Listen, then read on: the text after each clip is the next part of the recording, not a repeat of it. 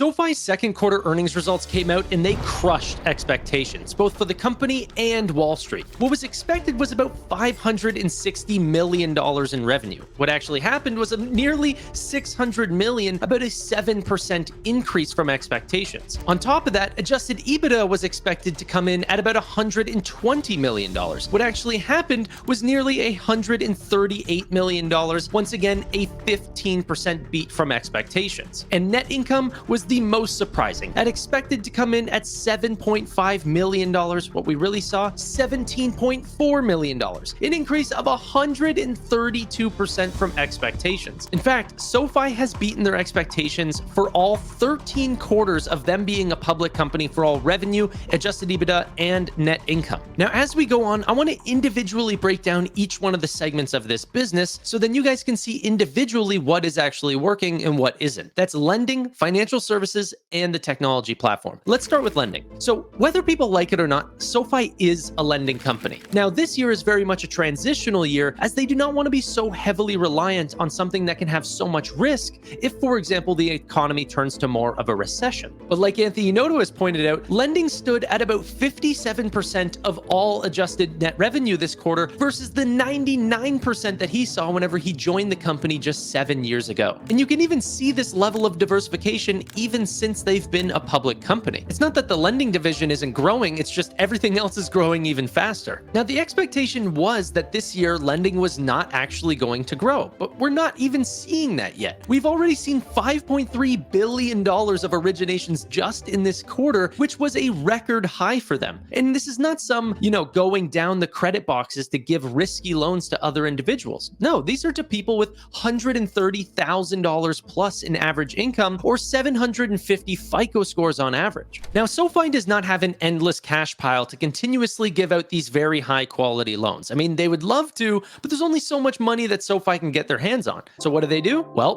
they sell those existing loans and their payables to other companies that may want a steady stream of income that might not have the products available to give out to users. Think about the best example that I can think of is like insurance companies. But anyway, the amount of loans that they were ended up selling was exceptional, selling roughly $1.6 billion worth of loans in just this quarter, which actually equaled up to about $4.7 billion in loans in just the last 3 quarters. Now, of that $1.6 billion, $1.1 billion of this was from personal loans that were sold at 106.2% of their total unpaid principal remaining. That's the highest amount SoFi has ever reported for a gain on sale margin on personal loans. Overall, this was a great quarter for their lending segment, but guidance for 2024 suggests that they are going to actually lose revenue on a year-over-year basis. So far in the first half of 2024, we're actually up 3.7% on the year-over-year numbers. So potentially we might even beat that guidance as well. Ladies and gentlemen, I wanted to take a second to announce a new partner on the channel that I'm super excited to start showing everyone that trades the way that I do. If you haven't heard of Moomoo yet, it's an incredibly intuitive and user-friendly platform that's great for both beginners and experienced investors. I've been using Moomoo for a while now. One of the things that I absolutely love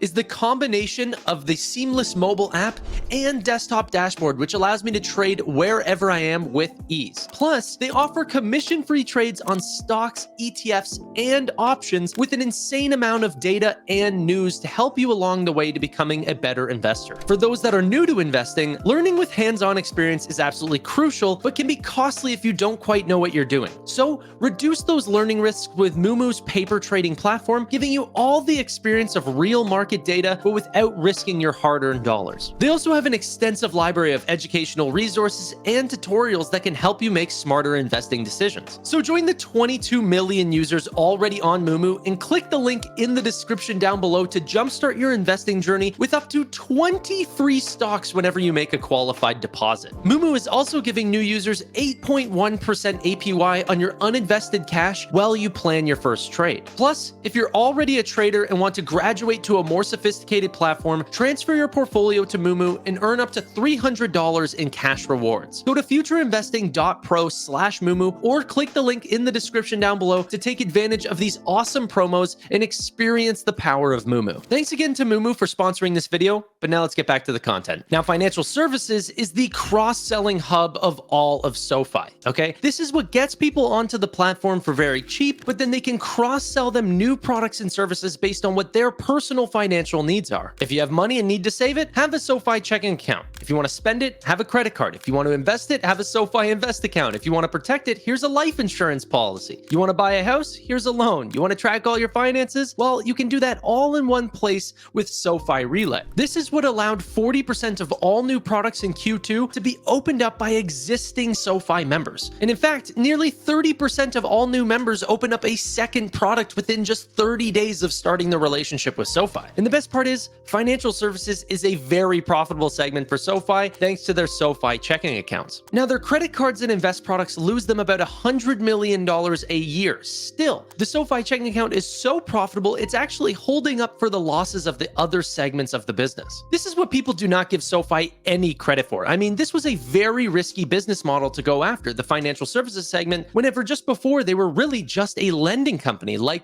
Anthony Noto said, 99% of their revenue came from this segment alone. But now it's all changed. SoFi expects that both the credit card and the invest product will have the same similar success that the SoFi checking and savings account did. So they'll no longer be a drag, and in fact, they'll actually help accelerate the growth for the entire financial services segment. And that seemingly can't come fast enough, as 91% of all new products were from the financial services segment alone, while also bringing in revenue per product on the financial services side up 29% just from the year prior. And they're getting ready to launch 2 new credit cards in the upcoming week, so we should start to see a lot more growth on the credit card side. Overall, the segment has been doing great, and there's no problems here at all. I mean, financial services made up just a year ago 19.3% of overall revenue at SoFi, or about $98 million.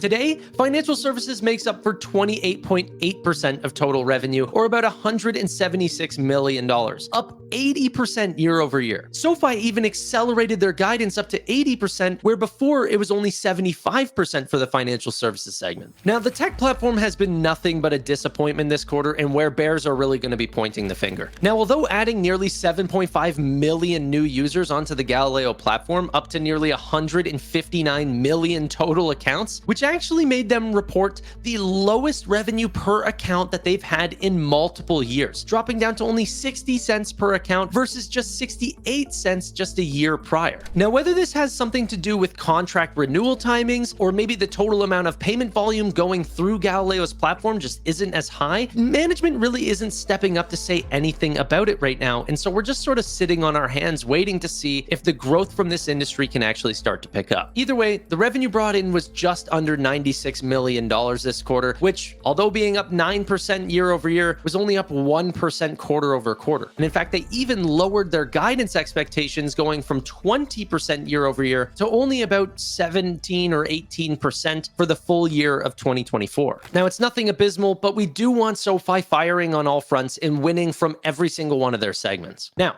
speaking of guidance, let's talk about some SoFi guidance overall for the full company. And just like every other time, SoFi ended up re-increasing their guidance for the full year of 2024, the same way that they have for every quarter since they've been a public company, bringing up the expectations overall for the company. From the original time that we saw 2024 guidance to now, revenue has gone from $2.38 billion to $2.44 billion, an increase of $60 million, or an additional 2.5% growth year over year. Maybe even more impressive, adjusted EBITDA went from $585 million to $610 million expected, an additional $25 million, or 4.3% more growth than expected. And my favorite of all, net income, going from $100 million expected to $180 million expected, or an additional 80% growth on net income. And while all this is happening, analysts that are covering the stock had made zero changes to their price expectations. Even certain analysts made their reiteration saying no changes on the 29th of July, a day before earnings were even released, without even seeing the results. Now, this doesn't mean that they don't see SoFi growing. I mean, they all actually increased their total expected amount of revenue